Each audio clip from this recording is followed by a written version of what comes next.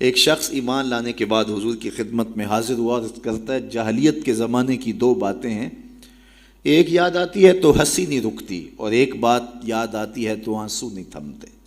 کہا وہ کون سی دو باتیں ہیں؟ کہا وہ بات جو یاد آئے تو ہنسی نہیں رکتی وہ یہ ہے کہ میں ایک لمبے سفر پہ گامزن تھا، میں نے سفری معبود پتھر کا بنا ہوا ایک بت بھی اپنے سامان میں باندھ لیا کہ راستے میں پوجا پاٹ بھی چلتی رہے گی، لیکن جب سامان اٹھایا تو سامان بہت بوجھل تھا۔ میں نے سوچا کہ یہ تو میں اپنے ہی معبود کے بوجھ تلے دب کے رہ جاؤں گا، تو میں نے اس کو نکال دیا اور آٹا یا ستو گوندھ کر کے میں نے ایک چھوٹا سا معبود تیار کیا اور اس کو دھوپ میں رکھ کے خشک بھی کر لیا کہ مزید ہلکا پھلکا ہو جائے، اور اس کو اپنے سامان میں اپنے ساتھ رکھ لیا۔ پوجا پاٹ بھی چلتی رہی۔ خیر جو میرا اندازہ سفر تھا تو شاید سفر بھی میں نے اس کے مطابق لیا تھا، لیکن سفر کوئی 2-4 دن اوپر چلا گیا تو شاید سفر ختم ہو گیا۔ ایک آدھ دن تو میں نے بھوک کاٹی، لیکن جب انتڑیوں میں بل پڑنے لگے اور مجھ سے گوارا نہ ہوا تو میں نے تھیلے سے اپنے اس معبود کو نکالا جو آٹے کا بنا ہوا تھا، اس کو پتھر پہ رکھ کے کوٹا، پھر اس میں پانی ڈالا، پھر اس کو گوندا، پھر روٹی پکائی اور پھر کہا میرے معبود اب کام نہیں آئے گا تو کب آئے گا؟ اب تو میری انتڑیوں میں بل پڑ رہے ہیں، مجھے جاہلیت کے زمانے کی وہ یاد آتی ہے تو مجھے اس بت کی بے بسی پہ ہنسی آتی ہے۔ کیسا بے بس معبود تھا جو اپنے پجاری کو اتنا بھی گزارش نہیں کر سکتا تھا، مجھے پوجنے والے میرے پہ اتنا تو ترس کھا، اب مجھے دانتوں تلے چبا کے تاریک میدے میں پھینکے گا، پھر گندگی کے ڈھیر پہ ڈال آئے گا، آخر میں تیرا معبود رہا ہوں، میرے پر یہ قیامت تو نہ توڑ۔ تو ایک تو وہ یاد آتی ہے بات تو میری ہنسی نہیں رکتی، اور جو دوسری بات مجھے یاد آتی ہے تو میرے آنسو نہیں تھمتے، اور وہ یہ ہے کہ میری بیوی امید سے تھی اور میں لمبے سفر پہ گیا، کئی سالوں کے بعد واپس پلٹا تو میرے آنگن میں بیٹی کھیل رہی تھی۔ میری بیوی نے اس ڈر سے کہ کہیں بیٹی کو دیکھ کر کے زندہ درگور نہ کر دے، اس کے توتلے لہجے میں میرے لیے محبت ڈال دی تھی، اور وہ مجھے یا آباتا ہو کہہ کے مخاطبہ کرتی ہے اور میری ٹانگوں سے چمٹ جاتی۔ میں صفاق تھا اندر سے اور مجھے بڑا غصہ آیا۔ میں نے اپنی بیوی کو گھورا کہ ایک تو نے سانپ کو جنم دیا ہے اور دوسرا نخرے کر دی، اس کو باتیں سکھائی ہیں، اور موقع کی طاق میں رہا۔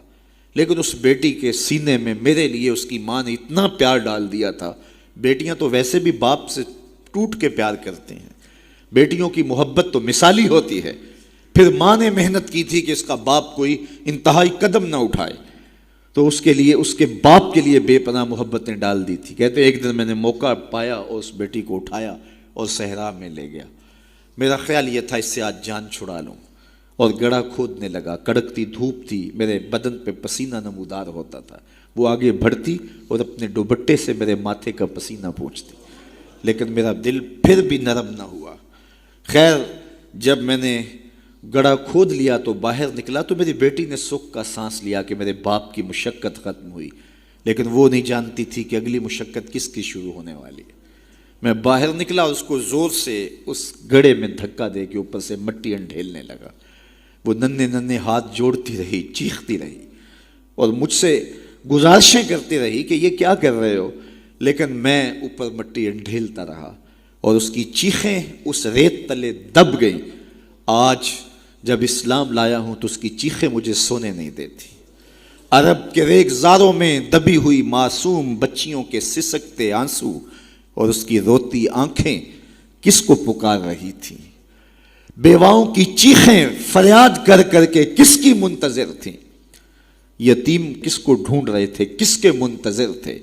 زمانہ آنکھیں فرش بچھائے ہوئے کس کا انتظار کر رہا تھا؟ وہ جس کے نام پر داؤد نے نغمہ سرائی کی، وہ جس کے ذکر پر شاہ سلیمان نے گدائی کی، دل یحییٰ میں رہ گئے ارماں جس کی زیارت کے، لب عیسیٰ پہ آئے واز جس کی شان رحمت کے، جو بن کے روشنی پھر دیدائے یعقوب میں آیا، جسے یوسف نے اپنے حسن کی نئے رنگ میں پایا۔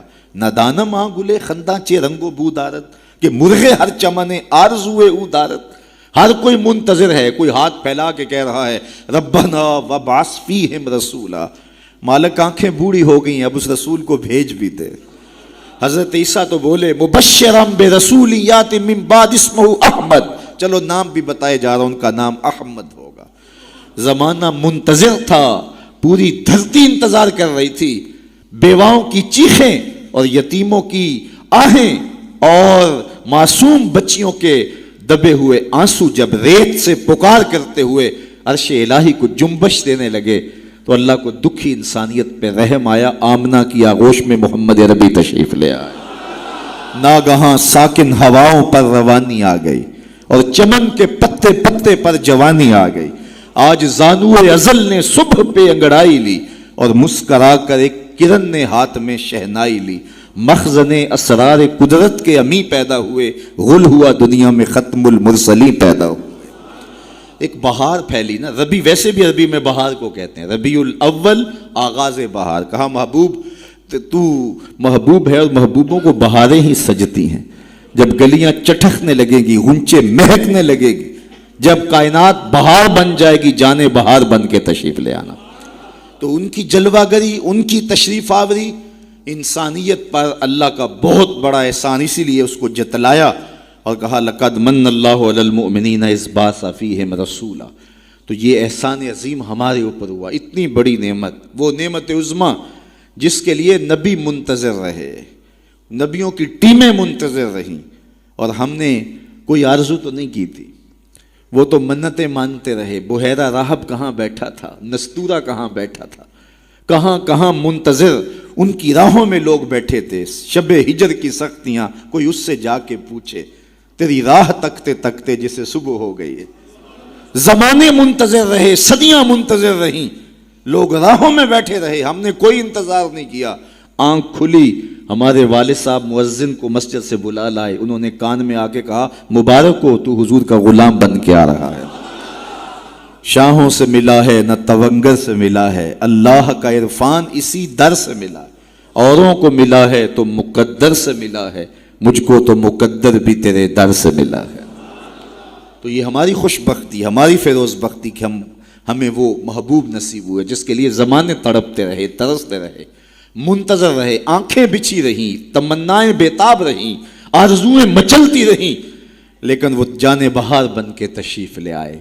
اب جب حضور تشریف لائے ہیں, پھر صحابہ نے تو حد کر دی نا, اپنا سب کچھ ان کے نام پہ لٹا دیا. کہا آپ کے دین کا جھنڈا لے کے اٹھیں گے اور دنیا کے آخری کنارے تک پہنچیں گے.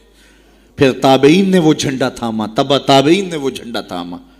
اس شخص کی کہانی ہم نہیں بھول سکتے جو گھوڑے پہ بیٹھ کے اللہ کے نام کی دعوت دیتے ہوئے آگے بڑھا, آگے دلدل آ گئی, زمین ختم ہو گئی, تو گھوڑے کی باگیں کھینچ لیتا ہے اور کہتا ہے مالک میرے جذبے تو جوان تھے, تیری زمین ہی ختم ہو گئی.